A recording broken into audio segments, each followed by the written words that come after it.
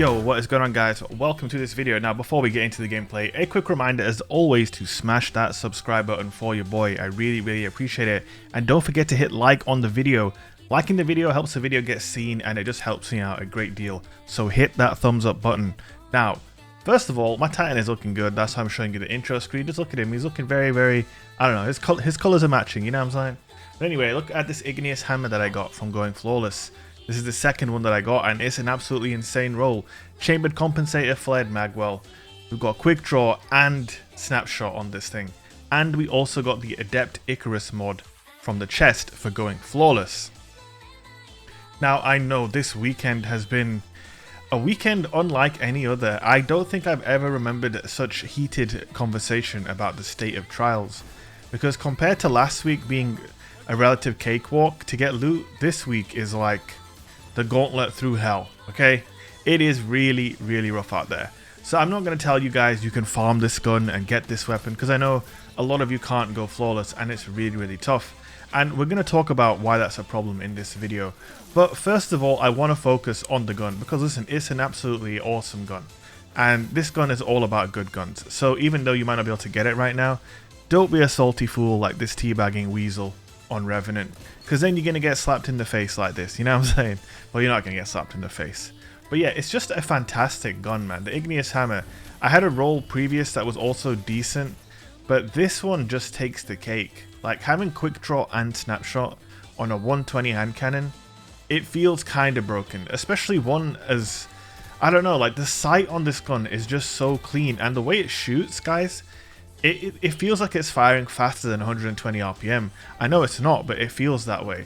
And when you add on Quickdraw and Snapshot to a weapon that can kill you in 3 bullets at 45 meters, 45, 46 meters, you can hit someone for 3 shots and damage them and kill them. And you don't need rangefinder, you don't need explosive payload, you literally don't need anything. The gun just straight out of the box is just absolutely nasty, man. It is as nasty gets. And it's a great thing that we have amazing loot in Trials of Osiris at last. The Messenger is a great weapon. This hand cannon is phenomenal. Probably the best hand cannon in the game. Probably until the 120s get nerfed, this will be the most powerful hand cannon the game's ever seen. Some people might think bottom dollar is better, but trust me, it's not. That being said, I haven't used a god roll bottom dollar. There's a difference between these two weapons that you might not realize. The perk pool for the bottom dollar is ginormous and the drop rate is very low.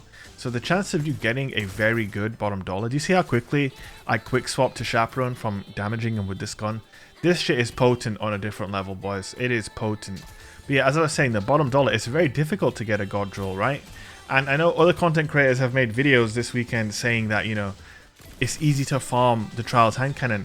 And they might have been slightly, you know, mistaken in their communication when they said that. What they were trying to say is basically, if you do get an Igneous Hammer to drop for you, the chances are it's going to be a good one. It has a very small perk pool. And when Igneous Hammer is available on 3 wins, for example, you will be able to get your hands on this thing. But that leads me to my other point now about Trials and the state of Trials. So yeah, this gun is fantastic, okay?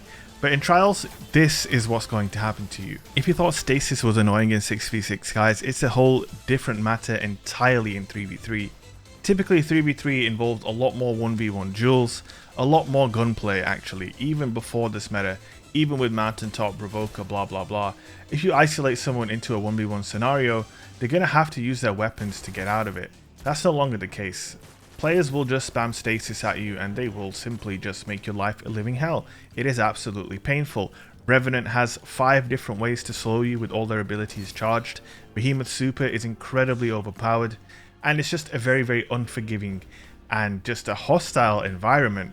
You can get DDoSed on console, you can match cheaters on PC, and what this has shown this weekend with this hand cannon and the resulting effect of it being the flawless reward is that Trials just needs a rework. It needs to be more accessible to players who are not that good. The notion that Trials has only ever been for the sweatiest of the sweaty is just a nonsense. It's just a nonsense.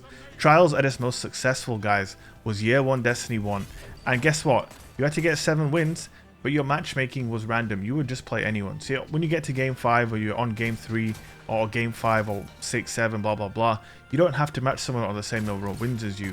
What that meant was everyone had a chance to go flawless. Everyone was encouraged to participate in the event and get rewards. What did you guys see last week when Messenger was the reward at 3 wins? You just saw people jumping off the map for 10 games. That's how badly they do not want to play Trials. Now that is a huge failure on the part of Bungie. We have to stop blaming ourselves as a gaming community, like, oh, PvP players ruined the game, blah blah blah, and all this, that, the other. We have to stop that. The fault lies with Bungie, man. Making this weapon this good and locking it behind flawless the first time it was available is just tone deaf and disappointing. And you know what, guys, I'm probably going to get some stick for this, because whenever I make a video criticizing something about the game, people get their knickers in a bunch. But you know, what can I do, man? I'm putting out content every day. This is just a topical thing. I want to know what you guys think in the comment section. Me personally, I think they need to make it like D1. I've been saying it for a long time. Pick up bounties. You can get armor from the bounties. You can get a weapon or 2 from bounties. And essentially, you are encouraged to participate within the game. You know, you'd get a bounty and you have to get X amount of kills, and then you get your reward. With the current way it's set up with the end game bounty, players would rather jump off the map for 5 rounds in a row, for 10 games in a row, than play PvP. Why is that? Like, again, we can't blame ourselves here. We don't make the game. We don't define the experience. Bungie do. Bungie just buffed stasis shurikens to do 90 damage to the body. Like, that alone, like, it literally hurts my brain trying to understand how they came to that conclusion. Slow, the ability slow. If anyone at Bungie made it to the end of the video, the slow ability, it needs a nerf more badly than I can put into words. So that's why this video is coming to an end right now. But anyway, guys, I hope you enjoyed the gameplay. Sorry for a little bit of a rant, but it had to be done. This weekend's Trials experience is something to behold. It really, really is.